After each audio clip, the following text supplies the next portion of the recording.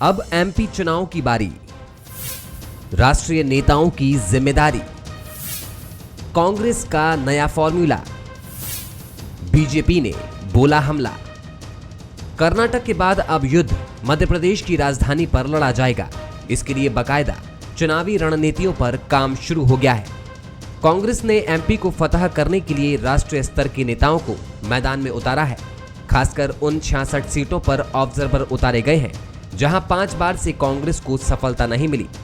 AICC की सहमति से भोपाल, मालवा निमाड़, महाकौशल, विंध्य और ग्वालियर चंबल की जिम्मेदारियां 4 ऑब्जर्वर को सौंपी गई हैं।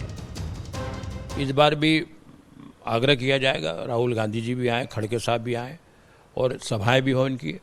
विभिन्न क्षेत्रों में हमारे कांग्रेस के जो अन्य लीडर वो भी जाएंगे और पूरी तैयारी के साथ हम लोगों ने अपनी तैयारी चालू कर दी है।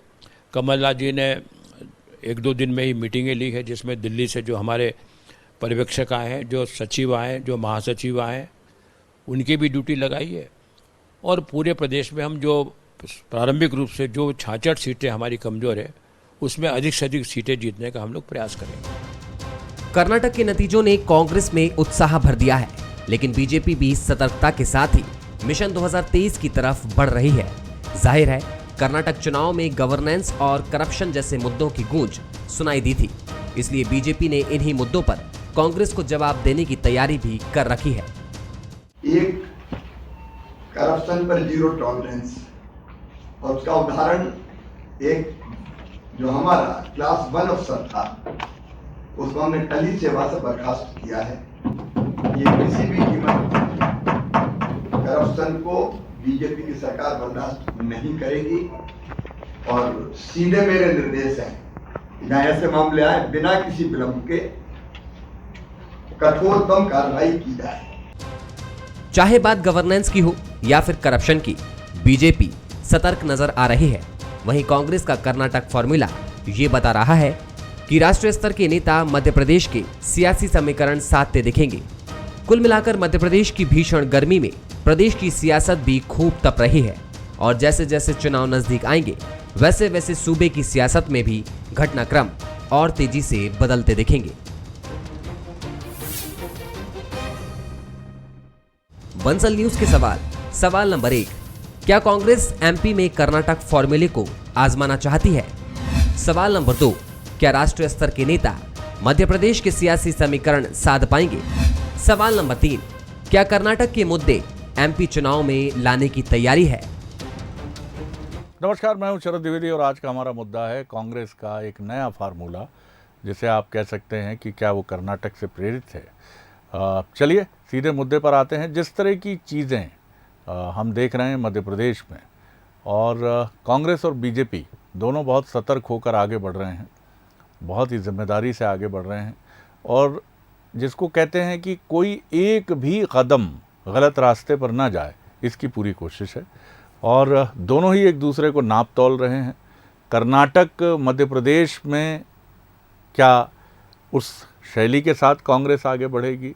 तो जवाब विश्लेषकों की माने तो ना है, क्योंकि मध्य प्रदेश की ज़मीनी परिस्थितियाँ, मध्य प्रदेश का राजनीतिक मिजाज, मध्य प्रदेश की लीडरशिप, बीजेपी की हम बात करें तो वो पूरी तरह भिन्नता रखती है और इससे कोई इनकार नहीं कर सकता कि 2018 की तरह मध्य प्रदेश में स्थितियां दोनों ही पार्टियों के लिए चुनाव से करीब 200 दिन पहले काफ़ी नज़दीकी नज़र आ रही हैं।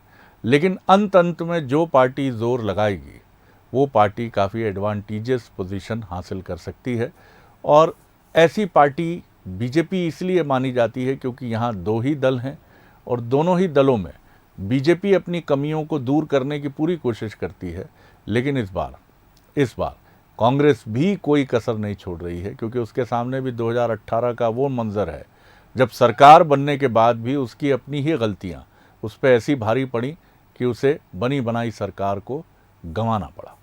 तो कुल मिलाकर बड़ा दिलचस्प मंजर है, लेकिन कर्नाटक से सीख जरूर सकते हैं कांग्रेस भी और भारतीय जनता पार्टी भी। लेकिन मध्य प्रदेश की ज़मीन एक नया राजनीतिक मैदान है, एक नई सुबह है, एक नया दिन है और यहाँ आप पिछली बातों को याद रखकर आगे नहीं बढ़ सकते हैं। आज हम इसी पर बात करेंगे। जो मेहमान हमारे साथ हैं उनसे मिल लीजिए। हमारे साथ हैं कांग्रेस के वरिष्ठ नेता और सेवा दल कांग्रेस के मध्य प्रदेश सेवा दल कांग्रेस के प्रदेश अध्यक्ष योगेश यादव जी। बहुत प्रणाम करता हूं योगेश जी को। योगेश जी न सिर्फ राजनेता हैं, एक भावुक सहृदय व्यक्तित्व हैं और बहुत ही अच्छे लेखक हैं, और उनकी सुगठित वाणी वो भी बहुत सुमधुर लगती है। बहुत स्वागत। और उन्हीं के मुकाबिल हैं पंकज चतुर्वेदी जी, जो भारतीय जनता पार्टी के युवा नेता हैं, मोटिवेशनल स्पीकर हैं, वो भी लेखक हैं और वो भी काफ़ी मजबूती से आगे बढ़ते हैं। मनोज सैनी हमारे पॉलिटिकल एडिटर, एग्जीक्यूटिव एडिटर है। मनोज, नया रण है, नई चीज़ें हैं। कर्नाटक एक मनोवैज्ञानिक राहत जरूर देता है, लेकिन स्थितियां बहुत भिन्न हैं। फिर भी आप किस तरह देख रहे हैं? दोनों ही पार्टियां तौल रही हैं। 19 तारीख को भारतीय जनता पार्टी की भी कार्य समिति की बैठक है। कांग्रेस नई नियुक्तियां, नेताओं को नए नए दायित्व, बीजेपी में भी पूरी सजगता है। कर्नाटक के बाद और फूक फूक कर कदम रखने की कोशिश है। यानी दोनों ही राजनीतिक दलों के लिए ये रण जो है और रोचक और संघर्षपूर्ण होता हुआ दिख रहा है, खासतौर से कर्नाटक के नतीजों के बाद। जाहिर है, जब कहीं कोई अच्छी जीत मिलती है तो एक उत्साह बढ़ता है, संचार होता है ऊर्जा का कार्यकर्ताओं में, किसी भी दल के लिए है। तो कर्नाटक के चुनाव के परिणाम थोड़ा ऊर्जा का संचार कर रहे हैं कांग्रेस के भीतर। लेकिन जब कर्नाटक और मध्य प्रदेश की हम बात करते हैं राजनीति की, शरद जी, तो बहुत फर्क है। वहां पर जेडीएस जैसे दल था, एक तीसरा दल जो अपनी एक अलग तरह की भूमिका निभाता रहा है, या उस तरह के दल वहां आते जाते रहे। मध्य प्रदेश में तो हम देखते हैं बाइपोलर पॉलिटिक्स रही है, दो ही दल रहे हैं, कांग्रेस और भारतीय जनता पार्टी, सपा बसपा गोंडवाना, ये बीच में आते जाते रहे। इस बार भी जयस और आप पार्टी खंभो ठोंक रहे, लेकिन बहुत ज़्यादा इसका असर या प्रभाव होगा अभी हाल में नहीं दिखता है। पर इतना ज़रूर है कि दोनों दल अब अपने तरह से, कर्नाटक के बाद कांग्रेस ने अपने तमाम नेताओं को मैदान में उतार दिया, भारतीय जनता पार्टी के मैदान में तो हमेशा रहते ही हैं। लेकिन एक चीज़ है कि यहाँ भारतीय जनता पार्टी का चेहरा है, और कर्नाटक में बीजेपी के सामने सबसे बड़ी कमी थी एक नेता का, एक नेतृत्वकर्ता का। येदियुरप्पा के अलावा वहाँ कोई और दिखाई नहीं देता। लेकिन मध्य प्रदेश में तो ऐसे तमाम लीडर्स हैं, और शिवराज सिंह चौहान जो लगातार 18 वर्षों से यहाँ बने हुए हैं।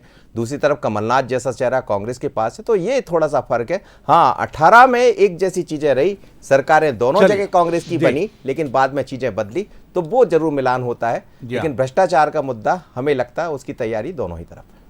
बिल्कुल, लेकिन ये हमेशा ध्यान देने योग्य बात है कि हर दिन नया दिन है। पिछला मैच आप कितने रन से जीते हैं, ये अगले मैच में एक मनोवैज्ञानिक बढ़त जरूर देता है विजेता टीम को पिछले मैच की। लेकिन अगर वो उसको दिमाग में बिठा लेती है तो ये उसका नुकसान है, और पीछे छूटने वाली टीम अगर उस हार को अपने दिल में बिठा लेती है तो ये उसके लिए मुसीबत है। बराबर। पंकज जी, आप किस तरह देखते हैं फार्मूलेबाजी जो कर्नाटक के रण में चुनाव कैंपेन तय करने वाले थे सुनील कानूगोलू, वो भी मध्य प्रदेश में हैं, छत्तीसगढ़ भी, राजस्थान भी, किस तरह देखते हैं आप? जी देखिए शरद जी, ये गोलू भैया और इस तरीके के जो भी लोग हैं जो ये चुनाव की प्लानिंग करते हैं, मैं बहुत इनके प्रति आदर के साथ कि ये लोग जरूर कुछ ना कुछ ज्ञान गणित रखते हैं, पर शरद जी इनकी बात तभी होती जब ये जीत जाते हैं जी। तो गोलू भैया और सबके नाम सामने आ जाते हैं।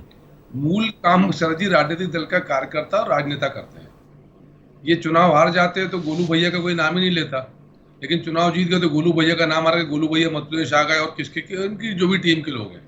तो मैं बहुत आदर के साथ साथ इनको राजनीतिक परिदृश्य में नहीं मानता। ये कमरों में, वातानुकूलित कमरों में बैठकर योजना बनाना, आंकड़ों पर बात करना, जो ये सिर्फ क्या करते हैं शरद जी, जो मैं समझ पाया इनकी विद्वत्ता को नमन करते हुए, कि ये आंकड़े इकट्ठे कर लेते, थोड़ा अध्ययन कर लेते जो सामान्य आदमी नहीं करता, तो इसलिए थोड़ा एक्स्ट्रा विद्वान दिखते हैं, इतना जानता है। यदि विषय पर आ जाए शरद, तो यदि कर्नाटक में कांग्रेस पार्टी ऐसा कहती है कि वो महंगाई बेरोजगारी के मुद्दे पर थी, तो शरद जी ये आज का अखबार मेरे पास राजस्थान का, और इसमें राजस्थान के मंत्री हैं जो सचिन पायलट जी के साथ यात्रा पर थे, उन मंत्री जी का नाम है राजेंद्र गूढ़ा, और उन्होंने कहा कि यदि कर्नाटक में भ्रष्टाचार था तो 50% भ्रष्टाचार हमारे यहाँ धारीवाल जी जो दूसरे मंत्री गहलोत खेमे के, उनके दफ्तर से बिना भ्रष्टाचार की फाइल नहीं निकलती। सचिन पायलट जी 15 दिन से जन संघर्ष यात्रा पर है, उनकी मांग है कि भ्रष्टाचार के खिलाफ कार्रवाई की जाए। राजस्थान का जो पब्लिक सर्विस कमीशन उसको भंग किया जाना है, भ्रष्टाचार और पेपर लीक, ये सब भ्रष्टाचार के उदाहरण राजस्थान के हैं। छत्तीसगढ़ की बात करें तो हम सब जानते हैं कि ढेबर साहब और उनका पूरा परिवार किस किस और कौन कौन IAS अधिकारी कहाँ का सब जा रहे हैं। इस मध्य प्रदेश में 15 महीने की सरकार थी, 15 महीने की सरकार है, मुख्यमंत्री के नजदीकी लोगों पर शरद जी 9-10 करोड़ रुपए नगद बरामद हुए, जिसको तुगलक रोड हवाला कांड कहा जाता है, और शिकायतकर्ता बीजेपी नहीं थी sir. Election commission of India और इनकम टैक्स डिपार्टमेंट की उस पर कार्रवाई चल रही है, जिसमें तत्कालीन मुख्यमंत्री जो कांग्रेस के थे कमलनाथ जी, उनके और नजदीकियों के नाम है प्रचलन में। ये 3 भ्रष्टाचार के प्रमाण। फिर यदि बेरोजगार महंगाई की बात करते हैं ये, तो सर राजस्थान में इनका कार्यकाल पूर्ण हो रहा है, छत्तीसगढ़ में कार्यकाल पूर्ण हो रहा है, झारखंड में सरकार है, बिहार में सरकार है, अब कर्नाटक में बन गई। सर हम तो छत्तीसगढ़ की टच में है सर, 60 रुपए लीटर है पेट्रोल वहां पर सर, गेहूं शक्कर 2-2 रुपए किलो बिक रही है सर। तो आरोप लगाना सरल है। मध्य प्रदेश में शरद जी भ्रष्टाचार को लेकर 0 टॉलरेंस है सर, पहले भी और अब भी। 119 अधिकारियों की आवेदन स्वीकृति लंबित थी, उनके खिलाफ कार्रवाई की गई। 75 और बचे हैं जिनकी विभागीय कुछ प्रक्रिया शेष है, अगले महीने उन पर भी कार्रवाई होगी। शिवराज जी का, मुख्यमंत्री का स्पष्ट संदेश है। आज एक संजय जैन जी जो OSD थे, हायर एजुकेशन डिपार्टमेंट के, भ्रष्टाचार की निलंबित किया, जांच हुई, सेवा से बर्खास्त। 2-3 दिन पहले एक महिला अधिकारी पुलिस हाउसिंग कॉर्पोरेशन की पकड़ी गई, सेवा से बर्खास्त। तो मध्य प्रदेश में शरद जी अपराधियों के लिए बुलडोजर और भ्रष्टाचारियों के लिए कोई स्थान नहीं, क्योंकि मध्य प्रदेश की जनता शिवराज जी की भगवान है, वो उसके पुजारी हैं, और जनता जनार्दन की सेवा में जो भ्रष्टाचार करेगा, अपराध करेगा, उसके लिए या तो बुलडोजर है, बर्खास्तगी सुनिश्चित है। 0 टॉलरेंस। योगेश जी आपने सुनी बात मनोज जी की, पंकज जी की भी, क्या कहेंगे जी? देखिए शरद जी, ये जो भारत का जनमानस है, इसका इस बात पर विश्वास है कि पहले जनमानस को और मनुष्य की बेहतर आवश्यकताएं, रोटी कपड़ा मकान मयस्सर हो जाए, तो वो उसका बुनियादी लक्ष्य है। उस बुनियादी लक्ष्य के बाद होता है शांति और प्रगति। कांग्रेस ने विगत 70 साल से इस बात का ध्यान किया। सन 65 में यदि हमने लाल गेहूं का आयात किया तो हम कंप्यूटर युग तक भी इस देश को लेकर आए। ये सब सच था, और भारतीय जनता पार्टी के सामने ये है कि वो सच को भ्रम में बदलती है, भ्रम को अपने टारगेट को बदलती है, अपने लक्ष्य की। कर्नाटक के भ्रष्टाचार की बात नहीं की गई, कर्नाटक के मुख्यमंत्री क्यों बदले जा रहे थे इसकी बात नहीं हो रही थी, वहां एक फिल्म की बात की जा रही थी, वहां पर धर्म की बात की जा रही थी। तो जनता ये समझ रही थी कि हमारे सामने भ्रष्टाचारी बैठे हैं और हमें कहां भ्रम पर। और सबसे बड़ी बात है 99.9% इस देश का नागरिक अमन पसंद चैतन्यवादी है, और 5-50 यदि कोई पत्थर लेकर उग्रवादी होकर पत्थर बरसाता है तो उसका साथ देने वाले लोग नहीं है। और कांग्रेस ने सबसे बड़ी बात यह की है कि हमने पत्थर खाने की ताकत रखी है, हमने उन घावों को झेला है। इसी बात का प्रतीक और सफलता कर्नाटका की। अब चूंकि मेरे पंकज भाई अभी बात कर रहे थे छत्तीसगढ़ की और राजस्थान की, तो मैं बता देना चाहता हूं कि विश्व के बड़े घोटालों में से व्यापम घोटाला, डंपर घोटाला, वन वृक्षारोपण के घोटाले, और ये तो बहुत बानगी दे रहा हूं मैं, लिस्ट गिनेंगे तो आप 1000 की संख्या पार हो जाएगी। तो भ्रष्टाचार के मामले में मध्य प्रदेश कर्नाटका से कोई कमतर नहीं है, और ये परिणाम बता देंगे। अब आप बात करेंगे कि शिगुफा छोड़ के कि हमने साहब आप सस्पेंड किया, खूब प्रचारित किया, उसको एक प्रतीक मान लिया, तो आपने क्या मध्य प्रदेश का भ्रष्टाचार खत्म कर दिया? राजस्व का भ्रष्टाचार, पुलिस का भ्रष्टाचार, जनमानस में किस तरीके से त्राही। एक आम आदमी बंद कर देखिए पंकज जी, एक आम आदमी की वेदना में चलिए, आप सड़क से बाहर निकलिए, किसी भी काउंटर पर जाइए, आपको पता चल जाएगा कि मध्य प्रदेश का शासन किस तरीके से शासन चल रहा है। और मध्य प्रदेश में कर्नाटक की परिणति होगी, मध्य प्रदेश में कांग्रेस शासित राज्य आएगा और एक सुशासन कायम होगा। मनोज, दोनों ही राजनीतिक दल मध्य प्रदेश में मुझे लगता है कि एक जो बड़ी कॉमन चीज़ मैं देखता हूं दोनों ही पार्टियों के फोरम पर, कि एक दूसरे की आलोचना में ही बहुत अधिक समय लग जाता है।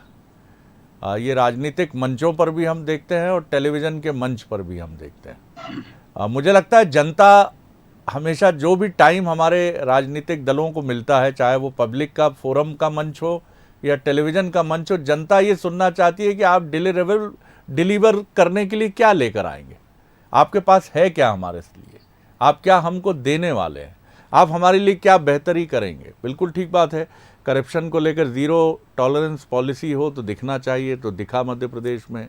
कांग्रेस के पास इसके लिए क्या ऑफरिंग है तो वो करे। ये चीज़ें इसलिए मुझे लगता है कि अगर भारत और पाकिस्तान, जाहिर है वो एक साथ खड़े होंगे तो एक दूसरे की तारीफ तो करने से रहे कभी, तो इसको लेके क्यूरियोसिटी नहीं रहती कि दो अलग अलग विचारधारा के राजनीतिक दल एक दूसरे को लेकर क्या कहेंगे। दिलचस्पी इसमें होगी कि भारत का कैप्टन क्या कह रहा है और प्रतिपक्षी टीम का कैप्टन क्या कह रहा है, कि हमारी ताकत क्या है, हमारी स्ट्रेंथ क्या है। क्या लगता है आपको ये डिबेट अभी तक, क्या आपको लगता है चुनाव के 4-5-6 महीने बचे हैं लेकिन अभी तक डिलीवरी मैकेनिज्म पर यह बहस नहीं गई है मध्य प्रदेश में? जाना पड़ेगा शरद जी। और अब जनता, मतदाता, वो किसी भी पार्टी के लिए हो, वो चाहता है कि सर्विस आपकी कैसी है, डिलीवर्ड कैसा आप कर रहे हैं। उसका बहुत अच्छा उदाहरण है, कुछ जगह मध्य प्रदेश ने भी काफ़ी अच्छा काम किया है, जैसे एग्रीकल्चर की बात करें या फिर लाडली लक्ष्मी, लाडली बहना, ये वो सब चीज़ें हैं जो दिखाई देती है। लेकिन कुछ सवाल हैं, या हम उत्तर प्रदेश की आप देखिए 2 जगह चुनाव होते हैं, एक डिलीवर्ड के कारण 17 के 17 नगर निगम जीत कर आ जाते हैं। तो ये डिलीवर है, ये डिलीवर किया वहाँ के मुख्यमंत्री ने, और यहाँ मध्य प्रदेश में भी दिखाई दिया। लेकिन बहुत चैलेंज है दोनों दलों के सामने। आप सिर्फ बातों से या एक दूसरे पर आरोप प्रत्यारोप लगाने से काम नहीं चलेगा। कर्नाटक में कुछ मुद्दे लेकर आई कांग्रेस, तो उसको जनता ने, अब बाकी मुद्दों पर बहुत ज़्यादा ध्यान नहीं दिया गया, और इसीलिए मध्य प्रदेश की तरफ, चाहे हम कांग्रेस की बात करें या भारतीय जनता पार्टी की, अब इससे काम नहीं चलने वाला। दोनों ही दलों को ज़मीनी स्तर पर आना पड़ेगा। जो जनता आपसे उम्मीद कर रही, जो पब्लिक आपसे उम्मीद कर रही कि आप डिलीवर्ड कितने दिन में करेंगे, हमें क्या देंगे, क्या नया हो जाएगा, क्या रोजगार के नए अवसर आप दे देंगे, क्या आप दे देंगे, तो हमें लगता है ये दोनों दलों को बताने की जरूरत होगी, और इसकी तरफ ही बढ़ेंगे तो बेहतर है। पंकज जी, पुरानी हिंदी फिल्मों का मुझे बड़ा लुभाता था वो कोर्ट रूम ड्रामा, जिसमें काले चोंगे पहने हुए, हालांकि फिल्मी है वो बात, लेकिन काले चोंगे पहने हुए जो दोनों पक्ष और प्रतिपक्ष के अधिवक्ता होते थे, वो एक दूसरे के प्रति गहरा आदर दिखाते थे। मिलॉर्ड, मेरे काबिल दोस्त, ये दलील देते हुए शायद भूल गए कि जिस रात मकतूल वहां पहुंचा उसके हाथ में एक काला रुमाल था। मैं याद दिलाना चाहूंगा। फिर वो बड़े गर्व से मुस्कुराकर अपने साथी की तरफ देखते थे, और वो भी देखता था, फिर वो खड़ा होता था। मुझे इस बात का अफसोस है मिलॉर्ड कि मेरे बहुत ही विद्वान दोस्त ये नहीं जानते। मुझे लगता है अब बातचीत और डिबेट का स्तर आना पड़ेगा वहां। अब बात निकल चुकी है, आलोचना की गाड़ी से आगे जाने की बात है। क्या आपके पास डिलीवरेबल्स हैं? क्या आप देंगे जनता को? क्या कांग्रेस देने की तैयारी कर रही है? आलोचना तो चलेगी सर, ये बहुत सामान्य हो चली अब। जी पंकज जी। सर देखिए, काला कोट तो आज आपने पहना है, हम लोग कोई काला कोट पहने नहीं सर। जी, वो सफेद कपड़े वाले राजनेता है, मनोज जी काली जैकेट पहने। मैं विषय पे आता हूँ सर। काला कोट तो हमने पहना है सर। जी जी, मैं सर ये आग्रह कर रहा हूँ सर जी कि मनोज जी ने भी कहा कि भारतीय जनता पार्टी सर आप शुरू करें कि बेटियों को साइकिल देने से लेकर लाडली बहना तक सर, यदि भारतीय जनता पार्टी की कोई फोर्टे है, विशेषता, सशक्तता है, सबलता है, विशिष्टता है, सारे अवयव, सारे लगा दीजिए अलंकार सर, ये सब भारतीय जनता पार्टी के साथ है। और ये गर्व से कह रहा हूं सर भारतीय भाजपा कार्यकर्ता के रूप में कि जो कहते हैं सो करते हैं सर। कभी कमलनाथ जी 15 महीने सर मुख्यमंत्री इसी मध्य प्रदेश के थे। शरद जी, हम आप सब प्रमाण है, योगेश जी आदरणीय योगेश यादव जी उसका प्रमाण है, बहुत विद्वान आदमी, मैं भी आदर करता हूं उनका। वो कोर्ट रूम का ड्रामा नहीं, सच में मैं आदर करता हूं, बहुत विद्वान आदमी योगेश जी। लेकिन वास्तविकता ये है सर कि कमलनाथ जी क्या कहते थे सर कि खजाना खाली, मामा खजाना खाली कर गया। सर आपने कभी शिवराज जी को सुना? या अभी तीसरा कार्यकाल 3.5 साल हो रहे हैं चौथे कार्यकाल के उनके, कभी सर एक बार सुना शिवराज जी से? कभी उन्होंने धन का अभाव बताया? ये तो नहीं कहा उन्होंने, खजाना खाली कभी नहीं कहा सर शिवराज जी ने। ये इसलिए नहीं कहा सर कि उनका विश्वास है जो कहा वो करने में सर। जी, लाडली बहना की योजना सर योजना नहीं है सर। 10 जून से डिलीवरी प्रारंभ। मध्य प्रदेश के वो 11 लाख से अधिक किसान जो कमलनाथ जी कांग्रेस के 2 लाख के कर्ज माफी के बहकावे में थे, उनको डिफॉल्टर बना दिया गया। 2100 करोड़ की ऋण माफी की प्रक्रिया प्रारंभ सर, और डबल बेनिफिट सर। 11 लाख से अधिक किसान परिवार डिफॉल्टर के दंश से मुक्त। जी, 2100 करोड़ मध्य प्रदेश की कोऑपरेटिव सोसाइटियों के पास जा रहे हैं सर। अभी चना उपार्जन में सर मध्य प्रदेश ने 6.5 लाख मीट्रिक टन चने का उपार्जन किया, देश में सबसे अधिक सर। जी, 3400 करोड़ का भुगतान किया सर। और किस रेट से सर? 5335 रुपए एमएसपी का रेट, बाजार में चने का रेट 5000 रुपए सर, उससे ऊपर रेट सर। 25 कुंटल लेते थे हेक्टर में, अब लिया 40 हेक्टर। तो सर 34 करोड़ रुपए किसकी जेब में गया सर? डिलीवर किया ना सर। गेहूं उपार्जन में सर हम पिछले साल नंबर 1 पे थे, पंजाब के बाद नंबर 2 पर है सर। लगभग 3000 करोड़ से अधिक का भुगतान अन्नदाता को वहां किया सर, डिलीवर किया। चलो जी, भारतीय जनता पार्टी यदि डिलीवर नहीं करती तो विकास दर 19.76% नहीं होती। जीएसडीपी 18% की दर, कृषि विकास दर देश के किसी राज्य में नहीं डिलीवर करने पर है सर। पंकज जी बिल्कुल बिल्कुल पर कैपिटा इनकम सर 1,40,000 रुपए डिलीवर करने सर। जी तो जी। डिलीवर कर रहे हैं सर, डेयरिंग के साथ डिलीवर कर रहे हैं सर, और इसीलिए विकास यात्रा अच्छा का दम शब्द है रखते हैं सर, जाते अच्छा शब्द है, बहुत अच्छा सर शब्द विकास है। यात्रा क्यों निकालते हैं जी, सर? जी, जी। कि जब बताएं भगवान को, जनता डेयरिंग जनार्दन के को साथ कि डिलीवर। प्रभु जी, अच्छा प्रभु ये शब्द है। सेवा करी जी, आपकी सर, जी जी ये नहीं, सेवा बिल्कुल करी ठीक है जनता सर, जनार्दन बिल्कुल की ठीक सर। है, मैं इससे सहमत मैंने इसलिए हो प्रमाण सकता दिए सर। जी। पहले योगेश जी अपनी बात कह लें फिर मैं। जी योगेश जी आपने सुनी बात, अब आपके लिए भी चुनौती यही है, ठीक है आलोचना अपनी जगह है, चलती रहेगी, लेकिन क्या आपकी ऑफरिंग्स हैं? क्योंकि 2018 में आपका किसान कर्ज माफ़ी ग्रामीण मतदाताओं को, किसानों को काफ़ी लुभाने वाला रहा था। जी शरद जी, पहली बात तो ये है, पंकज जी कह रहे हैं डिलीवर, फिर 23,000 घोषणाएं अधूरी क्यों?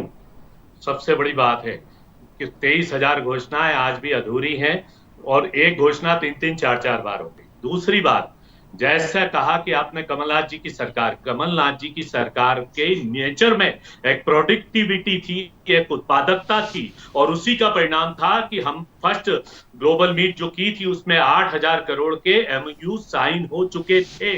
आज आप कह रहे हैं कि शिवराज सिंह जी ने कभी नहीं कहा कि खजाना खाली है, तो साहब कर्ज लेकर घी क्यों पी रहे हैं? फिर आप कर्ज पर हर 3 महीने बाद आप कर्ज ले रहे हैं, तनख्वाह बांटना मुश्किल हो रही है, आप इतनी प्रोडक्टिविटी कहां है?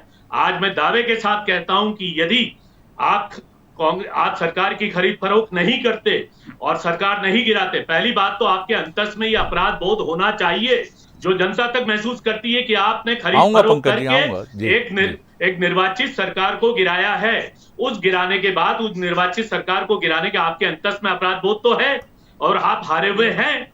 और दूसरी बात है, प्रोडक्टिविटी आप कहां से लेकर आए? आप 3.5 से 4.25 लाख करोड़ तक पहुंच जाएंगे इलेक्शन आते आते। तो इसको आप खजाना खाली ना कहें, ये आपके शब्दावली है, ये आपकी घोषणा है, ये आपके नारे हैं, नारे देते रहिए।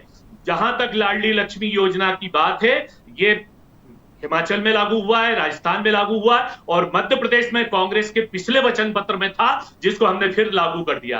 1 माह के भीतर हमारे फॉर्म बंटना शुरू हुए हैं, हम 1,500 रुपए दे रहे हैं, गैस की टंकी 500 रुपए कर रहे हैं। शरद जी ने एक बहुत अच्छी बात कही कि हमें हमेशा सकारात्मक या पॉजिटिव बात कहना चाहिए, तो कांग्रेस का पॉजिटिव ये है कि भारतीय जनता पार्टी कुछ भ्रम करे। पंकज जी कुछ कहना चाह रहे हैं, अगर आप अनुमति दें योगेश जी तो सुन लें। बात मानकर चलेंगे कि कांग्रेस प्रगति का आयाम है, कांग्रेस प्रगति का दर्पण है, और कांग्रेस के ही राज में इस मध्य प्रदेश की प्रगति होगी।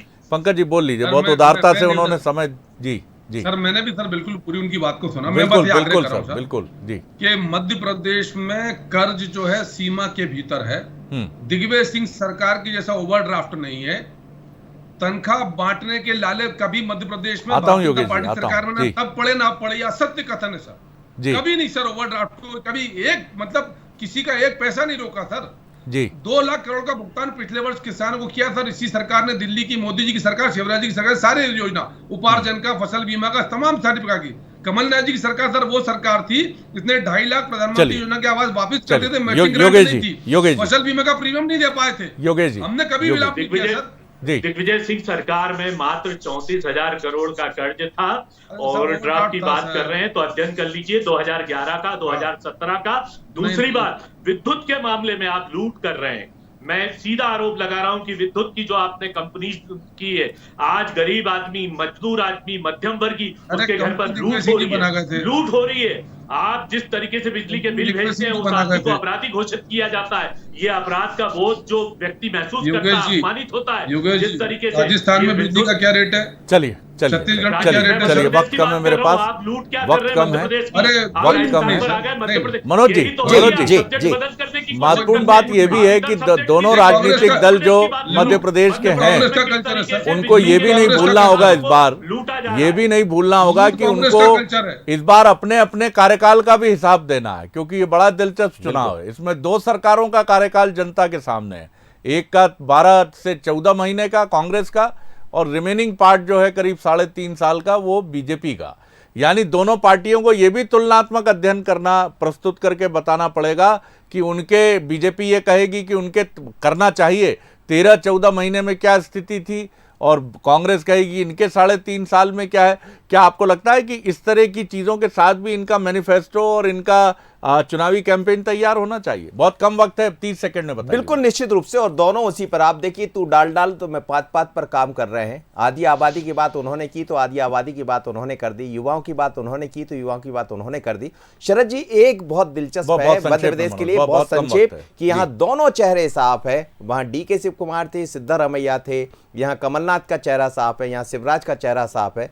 लेकिन ये तय है कि ना तो यहाँ गुजरात फार्मूला चलेगा, ना कर्नाटक फार्मूला। मध्य प्रदेश का फार्मूला कुछ नया होगा। मेहनत का फार्मूला और संगठन का फार्मूला, मेहनत का, जी, ताकत का फार्मूला। अपनी ताकत को समझिए, अपने कार्यकर्ता को समझिए, अपनी पार्टी के काडर को समझिए, एकजुट रहिए, पूरी ताकत से मेहनत करिए, और निश्चित तौर पर मेहनत करने वाले की हार नहीं होती। ये बिल्कुल सच बात है। बहुत शुक्रिया मनोज जी, बहुत धन्यवाद योगेश जी, बहुत धन्यवाद पंकज जी। आगे देखिए छत्तीसगढ़ आज का मुद्दा।